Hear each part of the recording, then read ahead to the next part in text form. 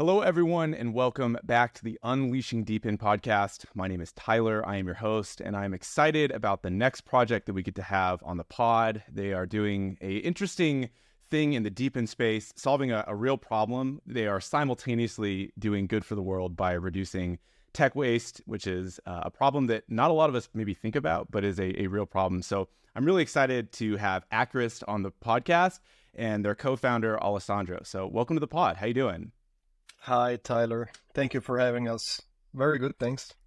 Absolutely. I'm excited to have you here. I am really interested in the problem that you're solving, both on sort of the DePIN side, but also being able to eliminate this tech waste that so many of us have become accustomed to by no other fault than there's just not a great solution to your problem. So maybe before we start diving into all of the things that you're doing in your building, can you share for the audience a little bit about who you are, how you got into Web3, and then we can take it from there? Yeah, sure. So my background is a very technical background. I co-founded about 14 years ago a software company in Switzerland that was offering mobile security solutions to large financial institutions such as Swiss Re, Credit Suisse, Citigroup, and so on and so forth. At some point, the solution got very popular and it managed to grow out of just Switzerland with a couple of national banks, such as the Hungarian and the Finnish National Bank, and then grew out of that further to overseas, still with financial institutions such as Jefferies, but at some point it then moved over to a different set of industries, such as the couple of government organizations, and then also the defense sector. And it was in 2015, I had this friend of mine that was constantly nagging me about Bitcoin. And I'm sure many of you guys can relate, because that's usually how you get first involved in the space. You have that annoying person that won't shut up and keeps on talking about crypto and Bitcoin. And I said, okay, you win. let's do a project in the crypto space. And that project was very relatable. Back then, people still did not have a lot of mobile wallets. So we wanted to make sure that people could pay for a coffee before the coffee would get cold with Bitcoin. And that kicked off my journey into the crypto and Web3 space. So we designed a solution that would be mobile-based, where I started to use all the mobile security knowledge that we gathered with all these large institutions. And then a friend of mine that was more working on the state channel, he added that part. And out of this project, actually two things grew. That friend of mine, Christian Decker, went on to basically create went on with his research and created what today is known as the Lightning Network. And then me, on the other hand, I went on with the self-custody of things with mobile solutions and created an open source solution called AirGap. And about 3 years ago, as the popularity of these solutions grew and we started to do more and more in the crypto space, a DeFi project actually reached out to us and basically said, you actually, is there a way how you can leverage the knowledge that you have, these mobile devices, to create something that would be verifiable compute? So basically, is there a way to observe a price of Bitcoin from Binance and prove to the world that this price really came from Binance? And that's the beginning of Acurast, because we created that and it basically solved this verifiable compute. And we soon realized after that, actually, it's very interesting to have this kind of Oracle use case. But what is way more interesting is to leverage the same technology and the mobile devices for a decentralized serverless cloud. And that's basically the vision behind Acurast. And I think, that's a Yeah. little bit about me and how the project came to be. Wow, it's a big vision, and one of the things that I'm really interested in your approach specifically is that you're using hardware that was otherwise obsolete. It's stuff that you have sitting in a drawer, in a closet somewhere, and putting it to good use. And we'll go into all those details about how you're creating sort of a better, faster, stronger version of a decentralized compute platform in a little bit here. I'm curious, when you were starting building your security infrastructure for, call it TradFi, these different banks and whatnot, was there at any point in time some intersections with crypto in what you were building, or was really your first introduction when your friend was just, he wouldn't stop nagging you about getting into Bitcoin? I'm just curious if there was any ever kind of overlap between what you were doing before and crypto stuff, because sometimes there's some intersection there. Yeah, sure. Actually, it's quite interesting that you bring this up because it's not a question I get very often. But actually, there was one intersection. We managed with Credit Suisse to start thinking about how to tokenize art already back in 2016, kind of this fractionalizing of NFTs, or let's say art pieces, because back then people were not calling them NFTs, and it was built on top of a standard that today is not very popular anymore, which was the colored Bitcoin standard. Now that evolved to something like ordinals, but yeah. Sadly, it did not make it out of the kind of innovation team. But that was quite an interesting, way ahead of its time project. Yeah. Yeah, well, you're definitely showing your kind of your Web3 age, if you will, because the colored Bitcoins is probably not a project that a lot of people in DePIN specifically, but just even like long-term Web3 people know very much about. And it was, in a lot of respects, the first sort of NFT on Bitcoin. And to your point, the success of it was maybe less than what folks were hoping for, but it certainly showed a new application and a use case. That's pretty incredible to hear about you doing that with a large financial institution, a household name like Credit Suisse. So you were building in kind of the payment space, you were doing some stuff in DeFi, and then you got exposure to this decentralized compute. Can you give sort of a high level overview of how you're actually solving problems specifically with Acurast, and we can start kind of unpacking the details from here? So what really got us super exciting once we had the verifiable compute was that we realized, look, if you want to compete against the giants of the cloud, like Microsoft, Google, and Amazon, of course, you cannot play by the same rules, right? Because they simply have the better connections to the hardware suppliers and chip producers than you do. They have also the better economies of scale than you do as a decentralized protocol. And you have the overhead of decentralization, which they don't. So basically, it's a battle that you will always lose unless you play by different rules. And this is where the mobile device comes into play. Because one thing that these little technological wonder pieces manage to do very, very well is basically produce a ton of compute for very, very little energy that they consume. And the main reason is that they never had the privilege to be constantly plugged into a power supply and had to optimize for that, the engineers that were designing this hardware. The other amazing thing about these mobile devices, and this I only realized, because our community started to come up with all these sorts of phones that had broken screens or microphone dysfunctions, is that you have a ton of compute that is basically just laying around. A lot of people have a second phone that they never use again. It's just in their drawer. Other people just trade in their phone.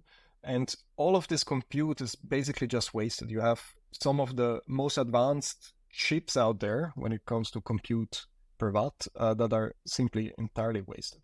And this translates to two very interesting economical metrics, which are, on one hand, you have the operating costs that go down drastically, sometimes even by 50x for certain compute tasks.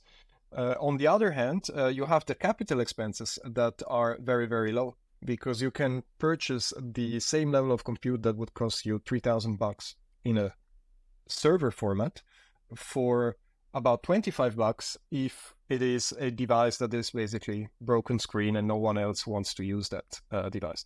So you're upcycling and breathing a second life into these devices, and then dedicating them to the Acurast network so that developers can use them as compute resources. Yeah, and I think one of the really interesting points to your project, or at least the approach that you're taking, is both leveraging these mobile chips, and we can unpack a little bit about how they're really effective in comparison to like a rack server that you're using with AWS, for example. But the other thing is that you're breathing new life into what would otherwise just be thrown away in a drawer. And so you're able to have a recycling program effectively that is so much more valuable in terms of the output than just reusing some of the components. Ironically, I have this in my pocket. I have right here, this is my old phone. You can't really tell. It's very, very broken, and the screen doesn't work as a function of that. And so it's sitting here collecting dust on my desk because I can't use it for anything very useful. So I can certainly empathize with the problem you're solving. One of the aspects to your approach that's really compelling is that you're leveraging these chips that were designed for mobile devices, and there's specific benefits there around being efficient and needing to sort of last all day with battery life. How does that translate into a competitive advantage that you're able to leverage for this decentralized compute network that you don't get on the AWS or Google Cloud side, for example? Can you talk about that a little bit? Yeah, sure. I believe that one of the way to look at this is basically on the ease of onboarding compute units. We have the Acurast protocol, which is a proof of stake chain, and acts as the orchestrator and matchmaker between whoever is providing compute and then whoever is consuming that compute. Now, whenever you start providing the compute, you will want to basically onboard the device and dedicate it to the network. It does not require you to be a Linux geek. You can just use, at the moment, it's limited to Android devices. So any Android device above Android 12 can be onboarded very easily by wiping the device and then tapping a couple of times on the welcome screen of the device, scanning a QR code, and then boom, that's it. In 3 minutes, your device transforms itself into a device that is fully dedicated as a compute unit to this decentralized network. If at some point you decide to roll back, that's also easy. You can, on the device itself, say you want to just wipe it. Now, the cool thing about this is that it is very easy for everyone to onboard. So the entry barrier is very, very low. You don't need to purchase any sort of custom hardware. You also don't need some technical knowledge onto how to configure ports and all that kind of stuff. So that's definitely one of the advantages compared now to a AWS or Google, because it means that it scales very, very quickly with everyone that basically wants to join and onboard that device. The other cool thing is, because we're working with these serverless runtimes and the device is fully dedicated only to that purpose. So if someone wants to onboard a device, the device is just locked down in that mode. You will not be able to inspect the device or anything. It's really a confidential computing environment. And because it is dedicated and so near to the metal, the performance is actually very, very good. We have ran some benchmarks that are reproducible and have been also published by an IEEE DePIN conference. And that paper basically is showing that compared to an AWS Lambda, compared to a Microsoft Azure function or a Google Cloud function, Acurast managed to be 34% faster than the maxed out versions of those Lambda functions out there. And the reason is quite simple. It's the layers of abstractions that you receive with AWS Lambda and so on and so forth just bring you so far away from the actual hardware that there is so much overhead that we don't really have to deal with the same way. That's definitely also another advantage that was unexpected for us because we were thinking, okay, the mobile devices will consume way less, but the performance will also be less than now the offering provided by these cloud providers. But to our surprise, it was actually 34% quicker on a memory and CPU bound task. Maybe also important to say, because you can never benchmark, or you can never say something for every use case, because you cannot just benchmark every use case. You always have to select something. Yeah. Right. And I think it's really compelling that you're leveraging the thing that I love so much about what you're doing. It's sort of this tri-pronged approach, which is you're turning what was otherwise functionally useless hardware into something that's valuable. It's more performant, and it's also dramatically less expensive. Just kind of anecdotally, one of my friends who he studied computer science at a different program than I did, but he was at Concur for an internship during university. And I remember one weekend he left like an AWS instance up, and he came back with like a $15,000 or $20,000 bill. I was like, oh, dude, you're going to get fired so quickly. That didn't end up happening. But I think anybody who's ever interfaced with these sort of legacy cloud providers that they're using can certainly empathize with the cost associated with them. You mentioned that for a $3,000 kind of AWS equivalent, you're talking dollars, $25 mark for something equivalent. How does the approach that you're taking with this sort of decentralized compute network, or leveraging mobile devices in particular, really enable that dramatic price disparity between something like AWS and Acurast? I mean, whenever you identify some resources that are not optimally used or underutilized in general, you have a huge opportunity. And I think in this case, so that's also what really excites me that much. We really managed to identify through the community a use case that basically was showcasing exactly that. And by thinking out of the box, I mean, a lot of people are asking us, well, will this ever work? I mean, servers are designed to run 24/7. And then I ask them, well, okay, when was the last time that you turned off your mobile device? And then they say, all right, okay.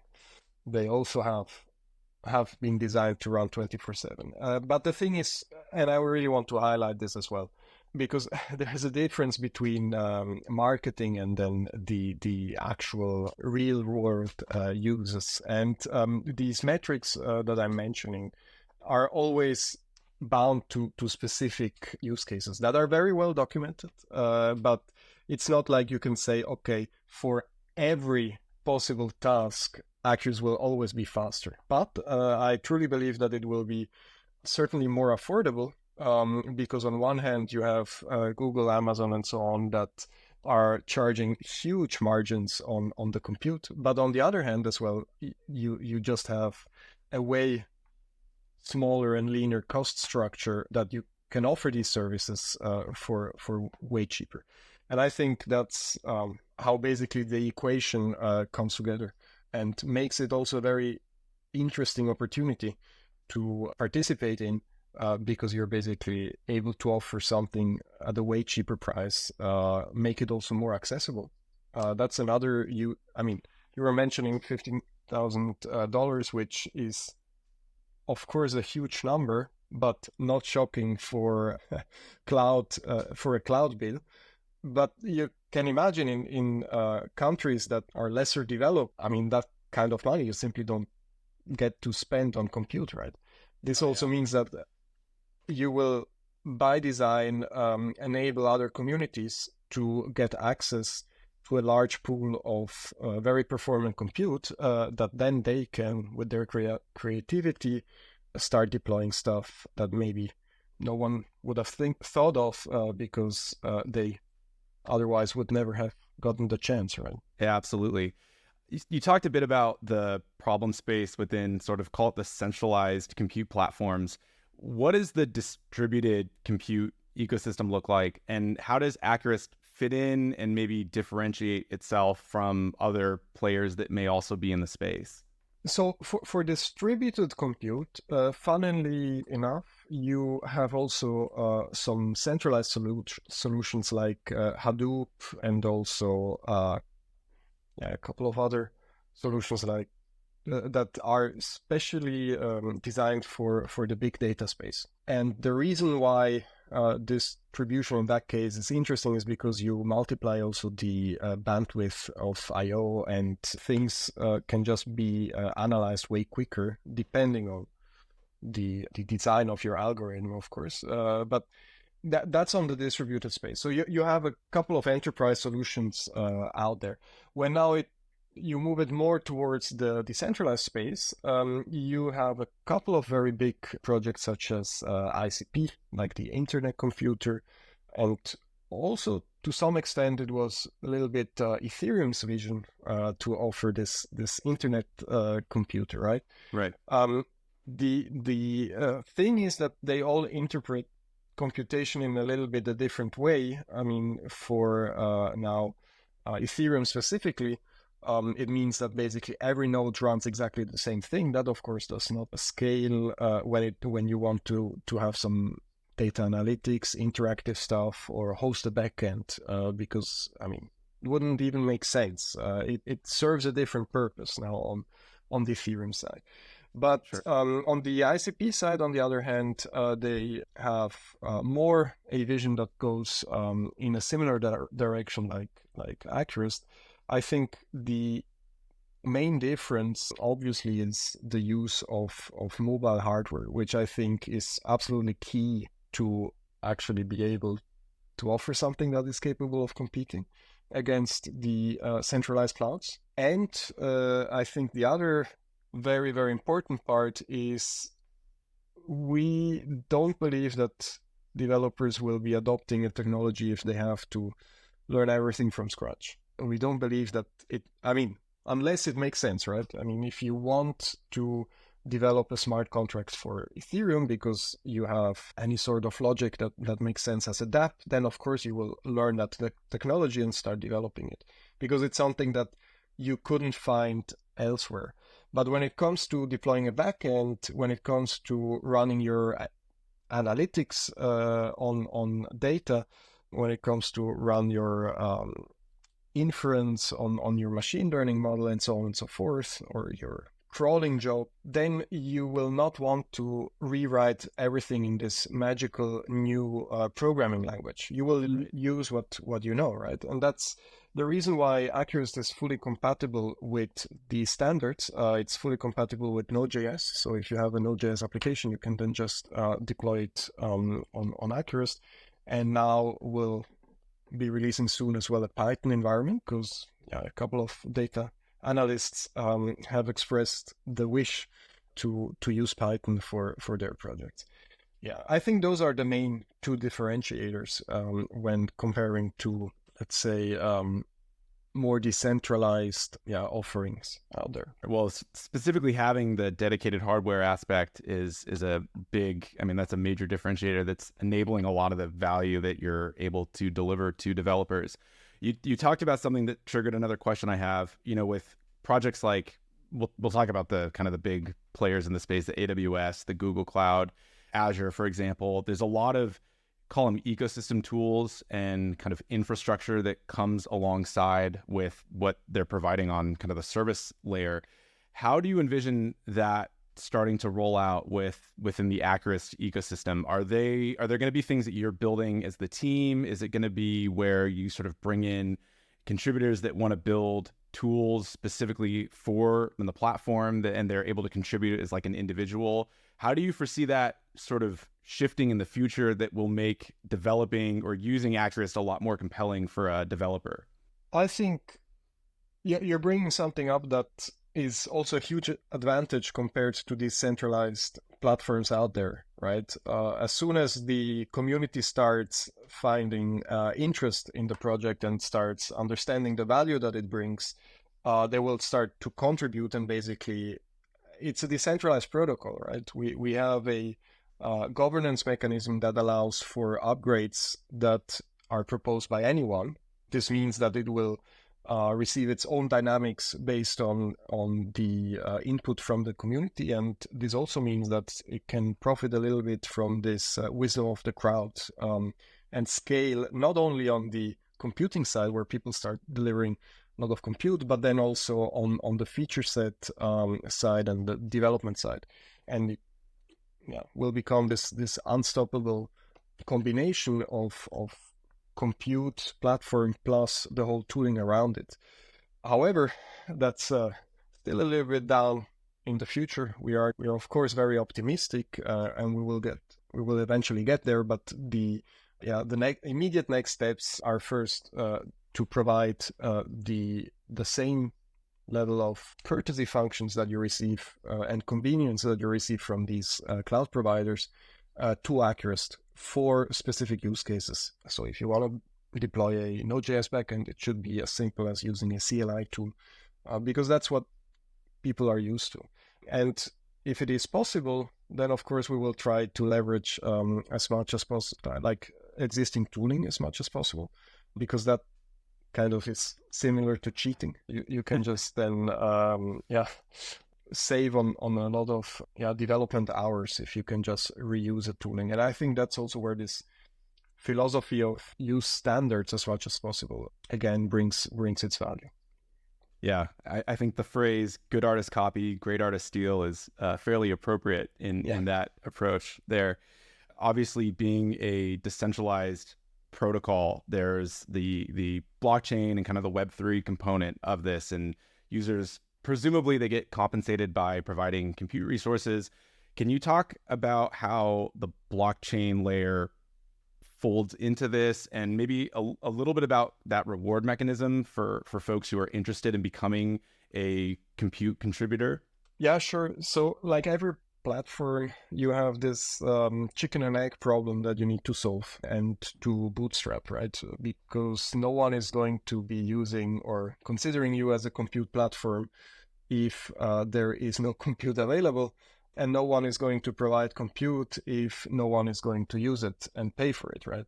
That's why I think we have this great advantage of in the DePIN space. You're able to the bootstrapping phase part of your protocol. And what people can do today whenever they start onboarding compute units is they participate in the inflation of the protocol and start receiving a baseline of tokens basically as rewards. But the idea is not that this is the sustainable model where you don't have to rely on people actually using your compute. The idea is that eventually this will shift over to just first of all have people pay you on top for the consume, and then you have this base layer of let's say subsidy paid by the protocol just to advertise your willingness to and readiness for compute, and then on top of that, whoever is then utilizing your compute will pay for it. I mean, this is already the case today, right? At some point, I can foresee that through a governance process, people will say, look, now there is no point in further subsidizing this, because the compute is utilized so much and paid by users, so that's already sustainable to onboard compute units without the subsidy. Yes, and I think that's how the protocol works at the moment. That's great. This is a bit in the weeds on the mechanics of how everything works, but is each phone considered a node on the protocol? Or is it that when you're talking about decentralized compute, every phone's probably going to bring different horsepower to the equation? Is it that it gets combined into a total pool and then the token distribution gets proxied based on how much you're providing? Can you just talk through some of those basic mechanics a little bit for those interested in how that aspect of it works? Yeah, sure. So So we are leveraging the hardware security module of the mobile device to generate an environment of execution that cannot be tampered with. This means that if you have tampered with your hardware, this hardware security module will act up and basically no longer provide you with something called an attestation. And inside that attestation, and that attestation, by the way, is all validated on-chain on the Acurast side. That's how we know for sure that you're actually providing compute and not just have some sort of bot that is generating random transactions. And in that attestation, you also see what kind of device that actually is. Based on that, whoever is requesting compute can filter. So if, let's say, I'm someone that wants to run an AI model, I understand that it will not be as efficient to use a CPU as it would be to use a neural processing unit.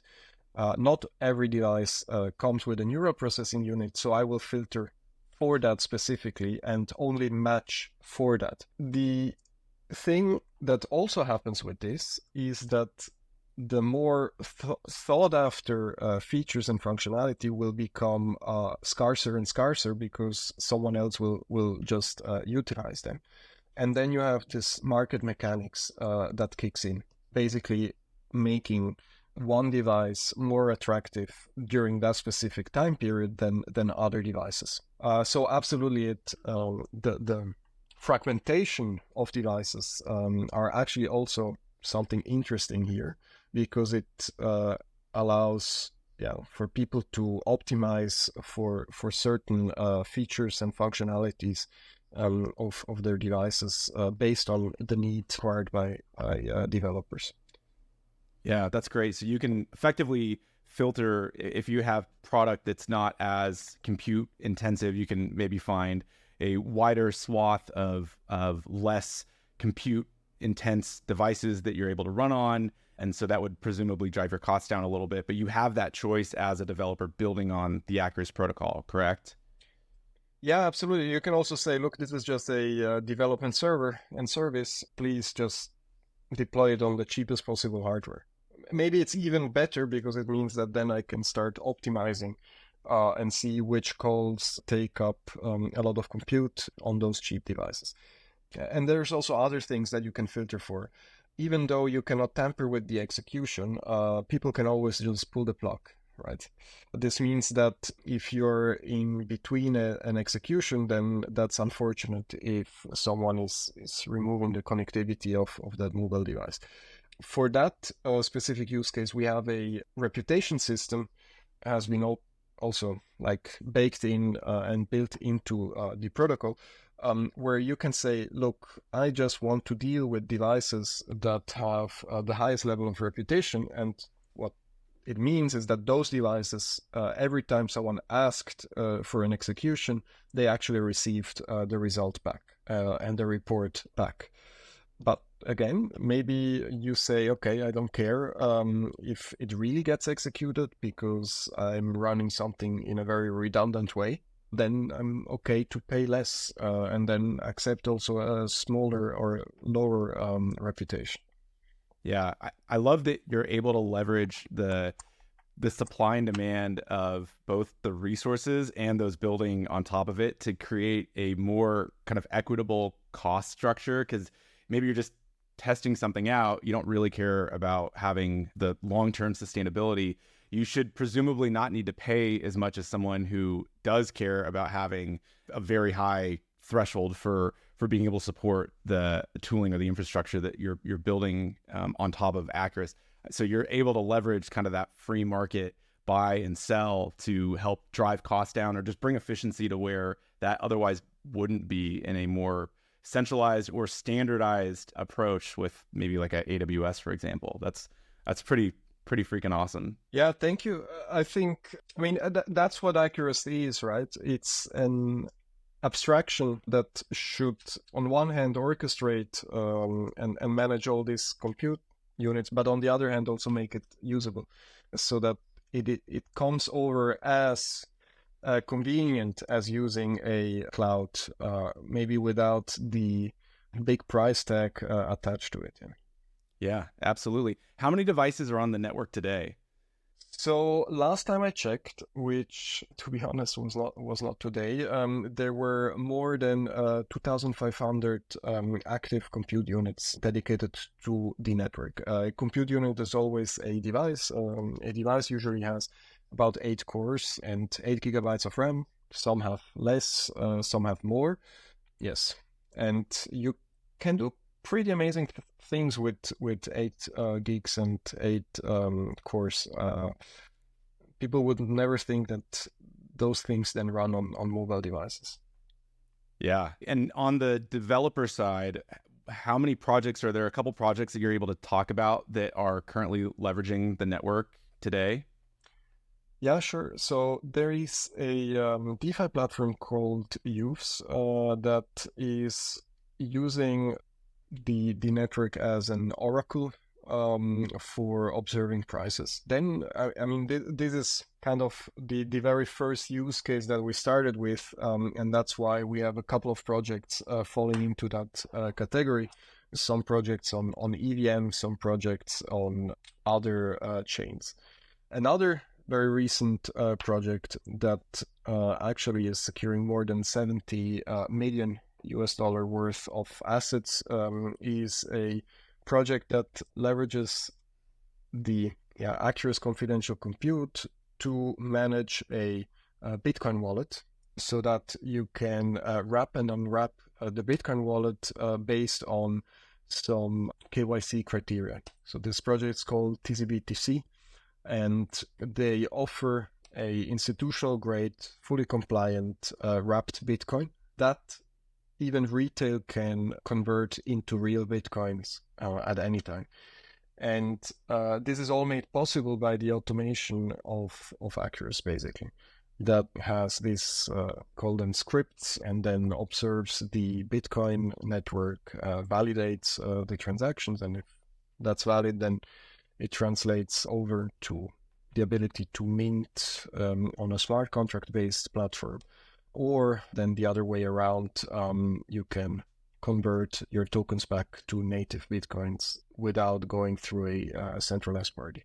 I think those are two use cases I'd like to definitely highlight. We are also working with other projects that are super interesting, such as, that are going to leverage this to create your individual centralized and decentralized finance agents.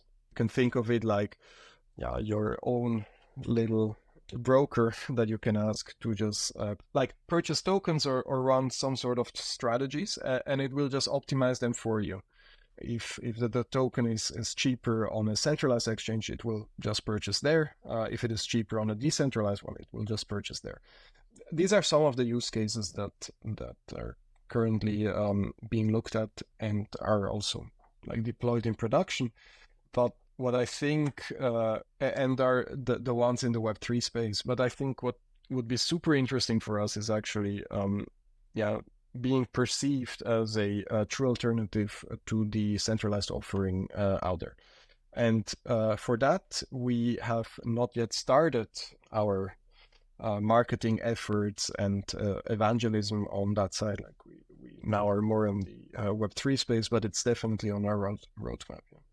This is definitely a in the weeds question that I have. You mentioned trusted environments. Are you able to leverage the trusted execution environment, like on an iPhone, for example? Similar to for folks that are into this kind of stuff. A couple of years back, there was a lot of excitement around Intel's SGX that they were building. There were some security vulnerabilities that made it not ridiculously viable in the market. But with leveraging these mobile devices, I'm just curious if you're able to take advantage of, or if you already are taking advantage of these trusted execution environments on the device that can then be used for the network itself. Is that something you're thinking about or have on the roadmap or is already implemented potentially? Yeah, no, absolutely. I mean, this is so you cannot run a decentralized cloud if people can cheat about having computed something or not for you. And the verifiable compute actually originates from the secure element of these mobile devices. And now, because the devices differ from each other, some have more secure chips. There's 3 levels of security. You have a one that is basically just virtualized into, like, it's still hardware, but it's on the exact same chip. That's the ARM trust zone. That is kind of the lowest security because it's prone to side channel attacks, similar to the SGX that you were mentioning. But then iOS has kind of the next step up in security, which is a separate chip, but still very near to the main computing units and RAM. Then what you have even as the next better solution is also the Google Tensor chip. That is an entirely separate chip. It has no known vulnerability to side channel attacks on that. And that's basically what we're leveraging to offer this verifiable compute, because whenever you start tampering with the hardware, that chip loses access to the keys. Right. And if you lose access to the keys, you will no longer be able to report back a successful execution or not. Right. And I know the secure enclave on the iPhone, for example, it doesn't support the elliptic curve standard used by Bitcoin and Ethereum. Is that not the case then with Google's chip on their device? I'm less on the Android side. I'm more of an iPhone user. So I was just curious how that interfaces or sort of plays a role into your guys' protocol. Yeah, it is the same for both. There are, however, some Samsung devices that do support the Bitcoin and Ethereum curves. But in general, it's always just P256 curves, which is on iOS and on Android pretty much the same story. That's also one of the things that basically the Acurast blockchain does. It is capable of understanding those signatures, and then because of that, resolving like these attestations and verifying those attestations. That's interesting. So you can sort of abstract away the fact that like the SEP 256K is different, but you're able to still resolve it on your blockchain via the attestation. That's really cool. Yeah. For those that are like kind of nerdy and into the weeds about this stuff, will instantly understand how much potential there is just on that value alone. That's really, really cool. Yeah, thank you. Yeah, I mean, we are, of course, a very technical team, and it is kind of what also excites us about the project is the technical bit behind it, and also what it enables. I think this is it's maybe a little bit more tech driven than other projects. Well, I mean, I think when you're talking about these like decentralized computing, that is a forcing function or sort of a requirement, because without having that, I mean, it's probably going to be difficult to compete and scale with the other alternatives in the world. So I think that's a huge value. I'm just curious, one more question, and then we can go into some of the final details. With your proof of stake blockchain, was it something that you built from scratch? Did you fork an existing chain? Is it like your own layer one? Can you just share a bit of details on the blockchain side for everybody? Yeah, sure. So about 3 years ago, when we first started the project, we evaluated various SDKs that would make it easier for us to create a proof of stake chain, so that we didn't have to reinvent the wheel. We ended up with our evaluation to choose the Substrate SDK because it was the most advanced and best documented at that time, and we never regretted actually that decision till today. I mean, by definition, it's an own layer one chain. However, it follows the Substrate standard. This means that whoever has a wallet that is capable of working with the Substrate SDK is also capable of interacting with our chain. Very cool. I think that makes a lot of sense from a strategic approach for how you would design your own L1 in today's world. Well, for people that are listening, they've got an extra phone laying around and they want to provide compute to the network. How are they able to do that? Where can they go find the onboarding? Can you share that with our audience? Yeah, so if they go basically on Acurast.com, they will be guided to a how-to that then they can then follow. The other very good resource is actually our Discord server, because that's where people then come with the questions. And also they're able to learn about new things. It's actually quite amazing seeing all these setups. There's people that have hundreds of phones already onboarded onto Acurast, and it's, yeah, I mean, for me, it's always amazing to see how these people are dealing with the power supply, and also dealing with the internet connectivity and all that thing. So definitely the Discord and the main page, Acurast.com. Once you've onboarded, you will soon stop going to the actual website and just using the console, which is on console.acurast.com. But makes probably sense to first go to the main website. Yeah, no, and we'll definitely be sure to link all of that below, so it's super easy to find for folks that are interested. Because I have a spare iPhone laying around that currently doesn't do a whole heck of a lot, is there a timeline roadmap of when iPhone will be supported on the network as well that you're able to share? Yeah, so right now we have Android 12 and more supported. These are already quite a lot of devices. And the iOS version, we have already POC'd it. So there is already a version out there. However, we have not released it in production yet. I believe that's one of the next sprints will actually start delivering the iOS version as well. So I would give it a couple of weeks, and then you'll be a happy camper as well. Very good. Yeah, I definitely want to put these old hardware phones to use. If you can earn by being able to have them participate in a network that's a public good, it's, reducing tech waste. I think all of those things are a no-brainer sell for somebody that wants to take advantage of what is already lying around. Yeah, and another thing, I mean, absolutely agree with everything you just said. The other cool thing is iPhone hardware is actually amazing. It really has super exciting silicon in it, and we're super excited to bring that on board as well. Well, I'm excited to see how that will just increase the performance of the network and be an early contributor on that front, because I know I'm ready and eager.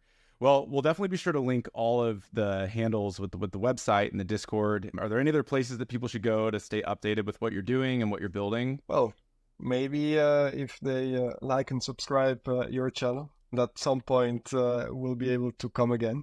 So I think definitely, that's another resource.